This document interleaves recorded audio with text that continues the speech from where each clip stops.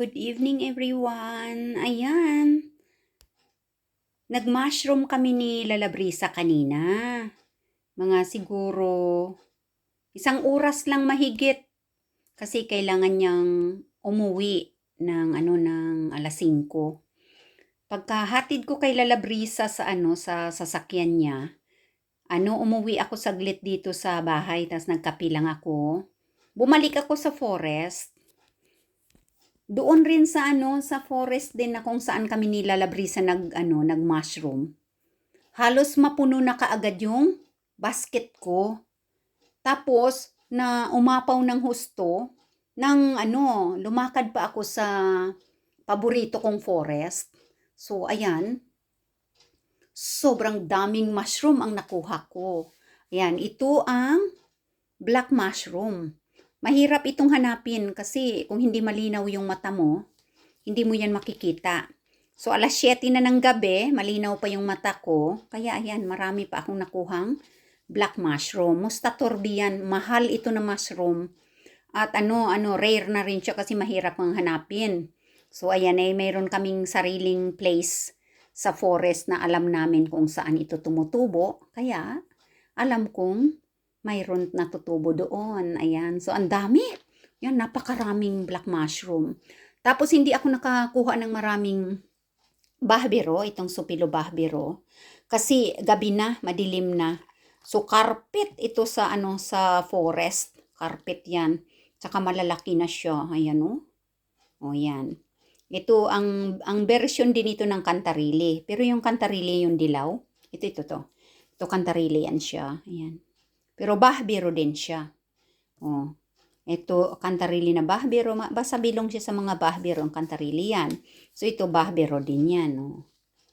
Yan. Tapos, ito ang Carbarosko. Ang dami na rin talagang tumutubo. Ayan, oh. Bukas, magma-mushroom na makuka. Kailangan tanong sino naman ang kakain.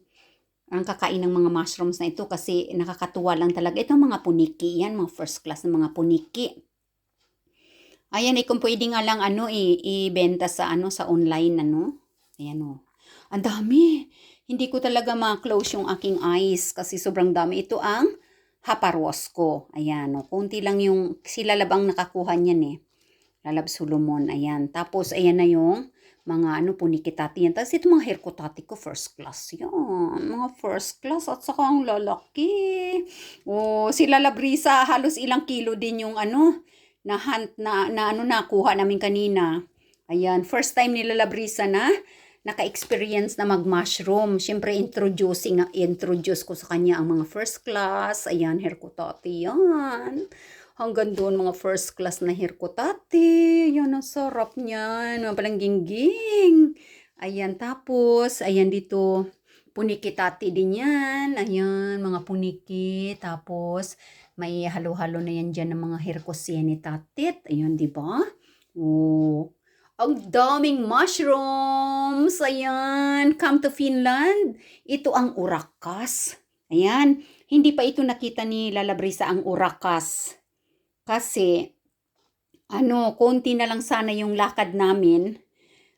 Pababa doon sa forest, makikita na namin ito. Kaya lang, lumabas na kami ni Lalabrisa kanina sa forest, pumunta na kami sa karsada, kaya hindi na kita nila Labrisa ito. So, nung bumalik ako sa forest, paghakbang ko, wow! Ang daming urakas! Ang sarap nito, parang karning baka. Ayan, full feeling kapag kinain mo yan. Oo, maano siya. Para siyang karni talaga. Ayan, tapos may lampang kapa pa. Wala akong nakuha ngayon kasi hindi ako pumunta dun sa place na kung saan ang lampang kapa tumutubo. Ayan, baka bukas na lang siguro. Kulay puti yun na parang cauliflower. Ayan, pero ito talaga ang star. Kasi mahal ito na mushroom at saka very rare na makahanap ka nito. Siyempre kami, alam namin yung place kung saan tumutubo. Yan, ayan para talagang parang bulaklak, di ba? Spices din ito sa mga pagkain. Ayan, ang dami na naman akong tatrabahuin ngayong gabi. Ayan, so, ayan, mga palanggingging. ang na-harvest na naman ng Reyna Nganga Bells. Ayan, so umalis ako mga 6:30 ng gabi. 6:30 ng gabi, umalis ako dito kapag kahatid ko kay Lala Brisa sa sasakyan kasi umuwi na siya. Tapos, yan na ang mga nakuha ko. Ayan. Oh. Mga siguro 1 oras din and 15 minutes ako sa forest. Ayan, kita nyo no, ilang kilo yan. Ang dami talagang mga mushrooms. Ayan, so anybody wants to come to Finland in autumn season to experience, to harvest mushrooms, ayan, wild mushrooms in Finland nature, welcome! At sasamahan ko kayo sa forest at i-introduce ko sa inyo one by one ang mga edible mushrooms, and of course, there are many poisonous mushrooms in the forest. So, you should know what is the edible ones and what is the poisonous ones. But all of this that I've collected today or this evening are edible mushrooms. Alright, so ayun, thank you very much for watching my harvested mushroom free sa forest ng Finland. Ayan, marami na naman akong ipiprepare ngayong gabi. Hindi na naman ako makakatulog ng maaga dahil ipiprepare natin ang mga mushrooms na ito. Ayan. Shout out, Lala Brisa. Gusto mo ba ng mushrooms pa? Ha? Dadalhan kita bukas dyan sa sa trabaho mo pagkatapos ng work. Dalhin ko ito para mabigay mo kay kay papa ninyo. Oh. Kasi mayroon na sila Lala Brisa kanina, marami na rin yun, pero ito kasi marami na rin dito sa freezer namin. So, saan ko ilalagay itong mga ito? Ipapamigay ko kaya dito sa kapitbahay namin. Ang dami kasi. Ang dami na. Kompleto na ako dito sa freezer namin eh.